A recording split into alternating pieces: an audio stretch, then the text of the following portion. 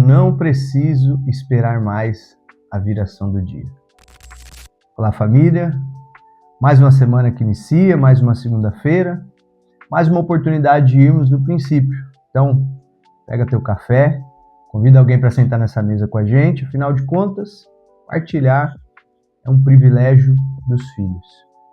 Eu não preciso mais esperar a viração do dia. Essa é uma certeza que enche o meu dia de alegria.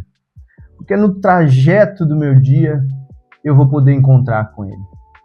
Eu vou olhar para o início, para essa saga que nós estamos caminhando, enxergando Adão, e enxergo nele as possibilidades de avanço, de desfrute, de melhora. A palavra fala que na viração do dia, o Senhor se encontrava com Adão. Era o ponto de encontro. Mas vai lembrar que era um ponto de encontro com um homem que não tinha carências.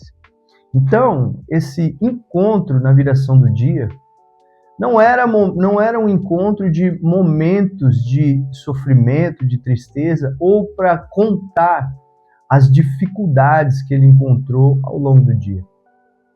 É bom pensar que ao longo do dia nós vamos encontrar o Senhor. Nós não precisamos mais esperar a viração do dia. Como naquele instante em que Jesus encontrou no meio-dia aquela mulher samaritana, cheia das suas angústias, cheia das suas dúvidas, ou mesmo quando ele encontra os dois discípulos no caminho de Emaús, já no final da tarde. No finalzinho da tarde, encontra eles cheios de frustrações e eles pensando, poxa, nós achávamos que era ele. Em todos os momentos de dificuldade ou limites do seu dia, o Senhor vai sempre estar ao seu encontro. Você não precisa mais esperar a viração. Mas, ainda que a viração do dia seja um momento de encontro, ela tem que produzir em você a esperança da certeza de que tudo que você precisava para aquele dia já foi estabelecido, depositado, antes mesmo de você pensar que precisava. A Bíblia deixa isso bem claro, que a multidão de misericórdias que se renovam a cada manhã, ou seja, a medida daquele dia que se renova pela manhã, é a causa de eu não ser consumido no final dele. E eu quero olhar para Adão na viração do dia, nesse lugar de encontro. Eu acho muito curioso, porque no livro de Gênesis, capítulo 3, a palavra do Senhor, ela fala assim, verso 8, quando ouviram a voz do Senhor Deus, que andava no jardim pela viração do dia, esconderam-se da presença do Senhor Deus, o homem e a sua mulher por entre as árvores do jardim. E chamou o Senhor Deus ao homem e perguntou, onde você está, Adão? Para onde você conduziu a sua esperança? Para onde você conduziu os seus dias? Para onde você conduziu a sua expectativa de conclusão desse dia? Do dia que o Senhor fez? Do dia que se chama hoje? Para onde você foi, Adão? Para onde você levou sua esperança? E um momento curioso demais, porque era um instante em que Adão podia se encontrar com Deus. Era um lugar de encontro, quando o dia estava findando, quando as densas trevas, a noite estava chegando sobre o homem. Era o momento que ele poderia se encontrar com o refrigério, com a alegria, com a satisfação, com o cuidado, com a proteção, que ele poderia se sentir realmente filho.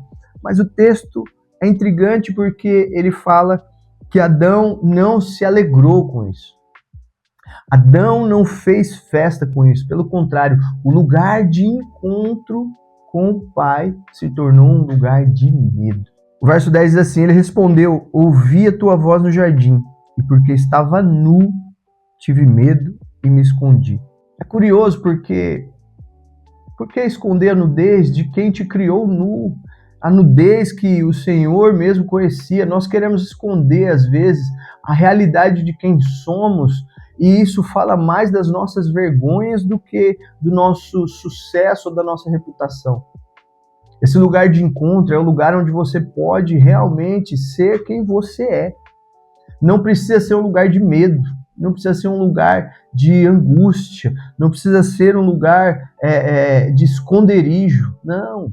Pelo contrário, quando Deus quer simbolizar a beleza da relação humana, da relação homem e mulher, ele fala, ambos estavam nus. e não se envergonhavam, porque a nudez, a transparência, a realidade de quem somos exposta a um Deus que tudo nos conhece, que não julga, que não condena, mas que simplesmente por ser quem Ele é, o amor, Ele ama, ainda que a nossa vergonha apareça, ainda que as nossas dificuldades apareçam. Então, quando foi que a gente encontrou este lugar que nós podemos nos encontrar com aquele que nos conhece verdadeiramente? Isso se tornou um ambiente de medo. A Bíblia fala que Adão se vestiu, se encobriu com ramos, com folhas, criou uma fantasia que fala mais da vergonha dele, que se preocupa mais em esconder a sua vergonha do que em revelar a sua necessidade, o seu cuidado, a sua proteção. O lugar de encontro tem que ser um lugar de testemunho para nós. O lugar de encontro tem que ser um lugar onde a gente possa se encontrar com Ele e falar assim, este é quem eu sou. E eu sei que sendo nu, transparente, verdadeiro, sem máscara, o Senhor ainda assim não vai deixar de me amar. O lugar de encontro fala muito mais daquilo que Ele já acreditou, já depositou para que a gente possa vencer, romper os nossos dias, do que um lugar onde a gente precisa ter medo, se esconder. É a conclusão de um dia, em realidade com esse Pai que nos cria, não para falar das lutas e derrotas que teve, mas para testemunhar a graça que te conduziu ao longo do dia, porque já estava depositado as milhares de misericórdias, a multidão de misericórdia, que era o ponto que levava Adão a não ser consumido, e assim conosco. O lugar de encontro, ao longo do nosso dia, é para testificar daquilo que ele já fez. Quando ele encontrou aquela mulher samaritana, no meio do dia, no meio das suas angústias, das suas dúvidas, ele fala para ela, ele fala para aquela mulher samaritana, se você soubesse tudo o que ele já te depositou, você não ia viver uma vida se escondendo numa fonte, você seria a fonte, João. Você não viveria a vida carregando uma garrafa vazia. Você seria aquela que ia derramar sobre os outros. Porque já estava acreditado, já estava depositado sobre ela. Ou quando ele encontra aqueles dois discípulos no caminho de Emaús e aí ele vai falando tudo a respeito dele. Ele vai falando assim, olha, as suas angústias não são supridas com uma pessoa, mas ela é suprida onde? Na mesa, na comunhão, na relação. Quando vocês estão transparente, nus, verdadeiramente uns com os outros. Irmãos, a minha oração nesses dias é para que a gente atinja esse lugar, aonde o nosso lugar de encontro não é um lugar onde eu me escondo ou eu me visto de uma fantasia que fala das minhas vergonhas, mas é um lugar onde eu posso ser transparente, a ponto de testemunhar a todos que me cercam as misericórdias que já foram depositadas para o meu dia.